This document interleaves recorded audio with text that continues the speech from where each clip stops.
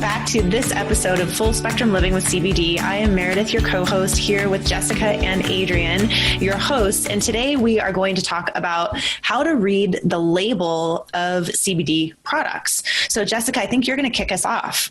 Okay. Oh, sorry. Adrian was going to kick us off. That's my bad. Adrian, go. Okay, it's me. Okay, so a lot of confusing things when you look at a CBD label. CBD companies aren't regulated. We don't have special requirements that are meant to present our products in a certain way, other than the standard FDA-approved labels that you deal with on a daily basis, right? So first and foremost, I like to tell people, your product, whenever you buy a CBD product, the label should look like any other label that you get from any other product at the grocery store, right? So it should have ingredients. It should have how much is in the bottle. It should be clear as to what you're purchasing. And sadly, within the CBD industry, it's not always that. I'm just going to start off with the milligram content. So typically on the front of CBD products, on the bottle, you'll see a really large milligram content. Some of them will tell you what it actually is. For example, ours will have the milligram content of the entire bottle, but it specifies this is the milligrams of CBD guaranteed in the bottle. Some will just have an overall milligram content, not really specifying whether it's just CBD or if it's overall cannabinoid content, or some, it really leaves you guessing of what are they talking about? I don't even know what's in here, because even the back of the label isn't as clear. So first and foremost, just, that front milligram content is going to be more often than not, again, there's going to be some crazy products out there that don't fit this mold. More often than not, going to be the total content within the bottle.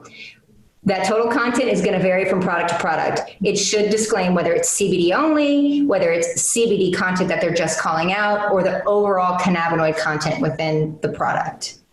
And I think like the reason we bring this up first is because a lot of people are going for just the biggest number. And it's like, I want the biggest number for the fewest dollars.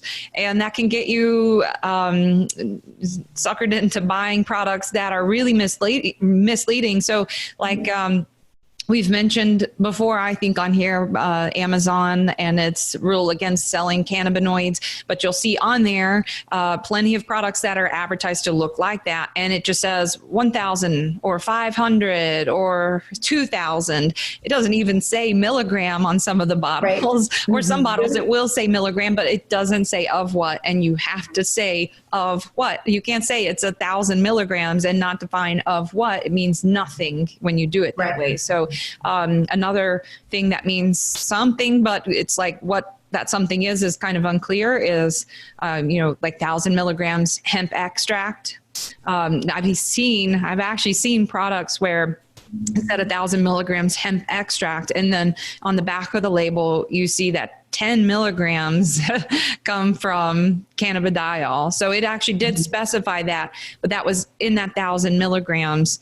10 milligrams came from cannabidiol. And so it can be really misleading or just so vague that you have to really have you have to have some knowledge as to why, to figure out.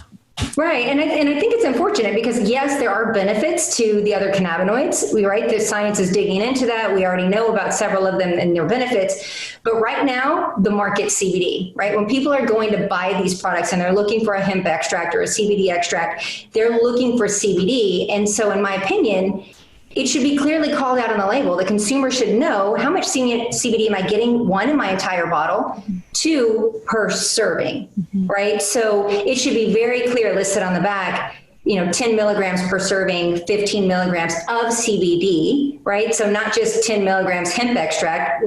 I mean, honestly, at that point, some of the CBD products that are denoted like that on their labels, when you look at their testing, they only have 6 milligrams of CBD. And so consumers are like, well, I'm not necessarily seeing results. Well, I mean, you're possibly not taking enough. Again, everybody's different, and you may need more to activate that endocannabinoid system. And you're thinking that you're getting 10 milligrams of CBD, but you're really not. So when you're comparing products, it's really a majority of the time apples and oranges, just based on the information that manufacturers are putting on their labels for you. Yeah. Okay. So any more info on the milligrams, or do you want to move on to the next piece, which on the label is the ingredients? I think it's important enough to say it again. Milligrams of what? Milligrams of what, everyone, please. That's a big yeah, that's it. But then you also said that folks should, I'm going to see you with a shirt that says like milligrams of what? Like you're going to have that on the next I like it. Yes. Let's do it. So next up was ingredients. So just like on a food label, we see ingredients, we're seeing ingredients on these product labels. And so what are we seeing in there when they're listed? Well, I recently got a sample product at an event, and it was like, sucralose and flavoring, and what else was there? There was MCT oil, and there was, I think it had olive oil too. Like it had another kind of oil maybe or something. There was probably one or two more, but the ones that stood out to me was like the sweetener and the flavoring. I don't want that in my product. Plus it was disgusting. It was absolutely disgusting, but that was a whole nother story because the flavoring just didn't mask at all the really inferior quality of the product that it was. And that's often what we're seeing is flavoring tends to be required when it's extremely foul tasting, really dirt or bitter, which can come from like ethanol extractions or high chlorophyll content. There's a lot of things, but I think the most common ones are sweeteners and flavorings. And then from there, you'll start to get like, ones that are marketed for sleep and they have melatonin or chamomile or something, ones that are marketed more for pain with certain, if it's turmeric or something like, that's all great, but it's often a lot of things. So if it's, something you don't know, like be sure you understand what that is. Like I saw a detergent agent in a really popular brand that's supposed to break down the fats and make it absorb better, but it's a detergent. And so, make sure that as a consumer, you're okay with taking a detergent in your extracts. So it probably doesn't say like detergent on the label. So how would I know if that's the thing I should be looking for? So essentially, when you look at your ingredients, if you don't recognize it, you should really just Google it. And that's what we did on this one. We looked at the back of the label. We're like, I don't remember what it was. Either. It was something with an S. Yeah. Sorry, maybe I'll put that in the blog. But it was literally like, what is this? And so went to Google and we're like, oh, well, that's what that is. And we were kind of shocked by it. So again, some added ingredients may make sense with regards to the product. But again, I'm always about the most natural way to consume it, me personally. And I believe that that's best for consumers. So just look at the added ingredients on there and see what else is in there and what's the purpose of it being in there. I think it's just the best way for a consumer to kind of educate themselves. Yeah, well, and my perspective on CBD products is that, we've come to think of this as such a natural approach to improving our lives, right? Like, that's kind of been the whole controversy of like hemp is a plant, and so now if we're seeing it move into this, I think consumers could easily be, just believing that they're taking something that is naturally based completely just because it's coming from hemp. Right. And so I think what you're sharing here is really, really important. You guys also were mentioning too, there's a difference in serving size. So where does serving size play into this conversation? Yeah, so you definitely want to make sure that on the back of the label, it does tell you how much they are recommending for you to consume. Products will vary between drops, like certain amount of drops that you're asked to take, to milliliter, to dropperfuls, there's a variety of way that it's presented to the consumer, but honestly, it should be in something that's repeatable, something that's easily measured, so that you can get that consistent serving twice a day, which is what we recommend, or however often the manufacturer is recommending. It does need to be something that is repeatable. We do get a lot of questions from consumers that were previously taking another product that were literally taking, why take 3 drops under the tongue twice a day? compared that to ours, a full spectrum product where they're taking a milliliter under the tongue. So it really kind of speaks to what we talked about in a previous episode, whether it's full spectrum versus isolate, because that higher milligram content typically denotes that you're going to be taking a lot less liquid. So it's really a good indicator as to what's in your product or what type of product it is, that you can actually look at the front of the label and see if they're being truthful. Is it full spectrum or is it isolate? And I think, a downside to the drops, I know they're a popular way to take it, especially in the higher concentrations, although they tend to be very much isolate based, but that's another story. See also our previous episode. Yeah. But for drops, there are variations from product to product, and the viscosity of your oil is going to change how much is contained in a single drop. And so if there's any variation in the manufacturing, which we have seen a lot from a lot of products, then your 3 drops is not always the same from bottle to bottle. And so a product that's measured by milliliter, that's confirmed through lab testing by milliliter volume, is, I think, is a more scientific approach to that. So I think that's a good, sorry, one last thing. Sorry. Yeah. One good thing to also call in on that is, again, thinking about the droppers, right? So these manufacturers are producing the extract, but they're not necessarily producing the dropper, right? These are mass produced in a large factory. Let's be honest, it's all coming from China. I don't necessarily know that any of them are produced here in the United States. And there is going to be some manufacturing variability between the dropper and that end little hole at the bottom. So your drop could vary from bottle to bottle, whether, even giving the manufacturer the benefit of the doubt of their product remaining consistent, the dropper may not. So you still could be getting that fluctuation. I'm just kind of throwing that out there. Again, you wouldn't see that if it was a consistent milliliter serving size or a March serving, whether it's a milliliter or half, et cetera. So my 2 cents. Well, and that brings up the interesting point too, and you've addressed it a little bit of, so if I have been using one CBD product and now I'm listening to this podcast and I'm getting more and more educated and I'm now going to switch to another product, how do I do that? Effectively, how do I make the leap from one to another and not necessarily, get more than I want or less than I want? And does that make sense? I think one of the best ways to do that is keep the bottle or the packaging from what you had, bring it into the next place, and hopefully they can help you. I mean, if you brought it into our store, we'd be able to help directly by reading the label and seeing, does it have a lab test? And is this a confirmed amount? Is it labeled correctly? And giving you a better idea of how that would compare to our products, because there's a lot to factor in. And most consumers say, I got a 1 ounce. It was $60. What do you have? And we have what we have, but to compare it to what you have, there's so many variables that I don't know from how you just described it.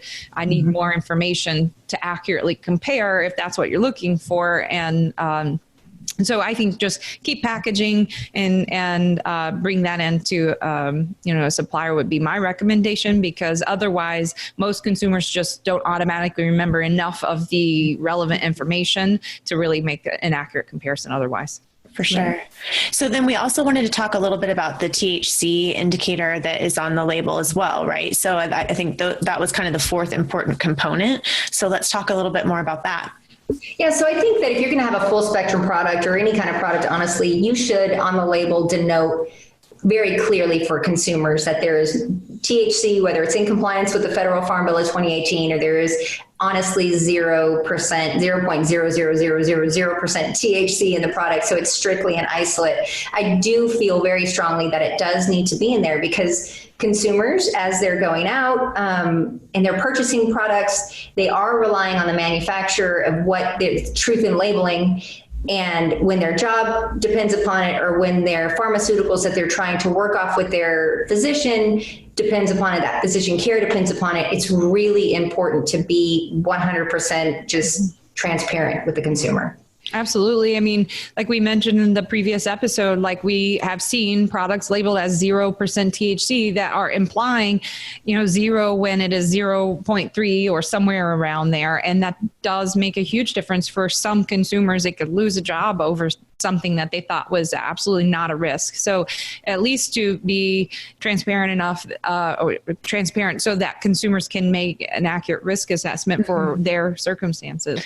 So then we should really be looking for a percentage that is not just a single digit, is what you're saying, that it should be, if you just see a big 0, you might question that. But if you see 0.00, then I think it just comes down to verify it through labs, and hopefully they're quality labs, which is another story. But, verify it through labs. That's the best way to do it. Serialization of products is something that should be indicated on the label as well for a quality product. So either as a unique serial number on each individual bottle, which is corresponding in, for example, in our system, it corresponds to which batch and which lab test that was bottled from. So you have a serial number with this certain number, we can look up and find the exact lab test. That's really crucial. And that, or a QR code, is another popular way to do that. And so consumers can actually verify their unique product and not just see one posted on a website that hasn't been updated in a year and a half. And who knows when it was bottled. Maybe it is that, but that's kind of scary in itself. But, to have a serialization so you can verify the specific content, because all cannabinoid numbers tend to kind of fluctuate a bit. If you're using a natural plant-based method and not an isolation process, you're going to get a little bit of variation. And so you have to confirm the accuracy of and the potency of that. Great. Model. So is there anything else that you wanted to share about labeling that you feel is important to talk about today? Jessica, I don't know if I think we covered everything. I don't know if there was one more thing, because I thought serialization was the last thing, but refresh my memory. It was the last thing, but we skipped one. Stock and stem. Do you want to talk about that? Yes. Okay. Yeah, absolutely. So it actually goes down to what your product is made from, right? So on our labels, we'll essentially say bloom only. We, not derived from stock, stem, or isolate. So we're very blatant on our labels about what our product is made from. You'll see in other places, well, they're just named just aerial parts, which essentially means anything above the ground. So stalk, stem, fan leaves, and bloom, sometimes seeds. I saw a product just the other day, and it's actually a really popular one that literally says that their CBD content is taken from the seeds and the stalks only. So again, going back to just the plant itself, the trichomes are found on the blooms. They're not found on the stalks and the stems. They're definitely not found in the seeds. You're going to get no cannabinoid content, or very minuscule, if any at all, coming from the seed. So again, it really kind of speaks to, how is the product made? What are they doing? Are they taking this hemp product that's created from seeds and from stalks and then adding isolate to it? Because you're not going to get any real level of cannabinoids from that product from those parts of the plant. So I think more and more companies are at least adding that to their labels, but that should be a real big call out for consumers when they're looking for a quality product. You want to make sure that it's made from the best parts of the plant. And I think it goes a little bit beyond that. Like Adrienne mentioned, there is no significant source of cannabinoids in the stalk, in the roots, in the seeds, in the fan leaves.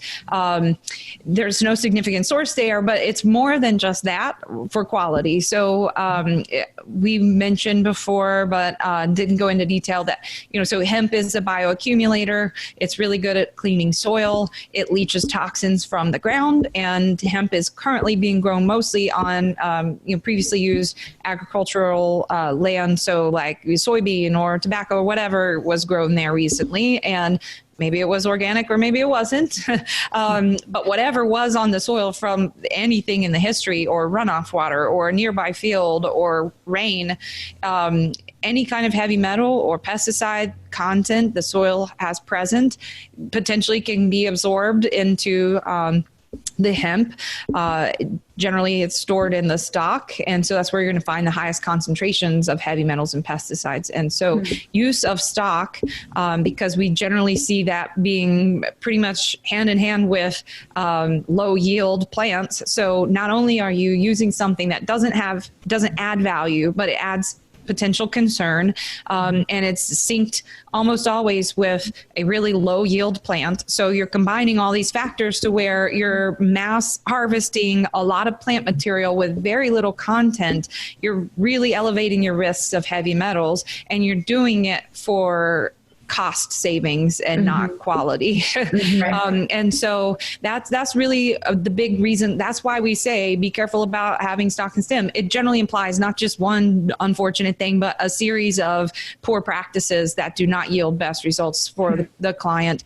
And seeds are another example of that. Like if you look at marijuana production, a seed is a bad thing. It indicates that it's been pollinated, and you want a female plant that has not been fertilized or pollinated, whatever the right word is, because once your seed production begins, your cannabinoid production starts to really drastically taper off as the plant puts its resources into seed production, not cannabinoid production. So you're reducing the overall potency and quality of your plant. And so some plants are, especially in mass grows, some are probably going to get pollinated. That's not a good thing, though. And if you've got somewhere like us that's careful about sexing the plants and having feminized genetics where you reduce that risk, then you generally indicate that like there's a huge difference in the overall potency of the plant material that you are using. You've got a much higher presence of the active cannabinoids and terpenes, the beneficial structures. So that's kind of the why you don't want stock and stem to be present. Yeah, that's awesome information. I love that you're taking it all the way back to, how the hemp is grown and what that looks like. Cause I think we have the opportunity to look at the full life cycle from the time that the plant starts until it makes it into the products that people are using. So awesome. So if people want to know more information about the work that you do and about the products that you offer, where would be the best place for them to go and get that info? Yeah, absolutely. Visit our website, bluegrasshempoil.com. Again, we'll always have blogs that kind of reiterate or kind of support all the information that we brought here. And then check us out on Facebook and Instagram. We do FAQ Fridays. So any kind of questions that you have, let us know. Fantastic. Well, for this episode of Full Spectrum Living with CBD, I am your co-host Meredith, here with Jessica and Adrian, and we will see you all the next time. Bye.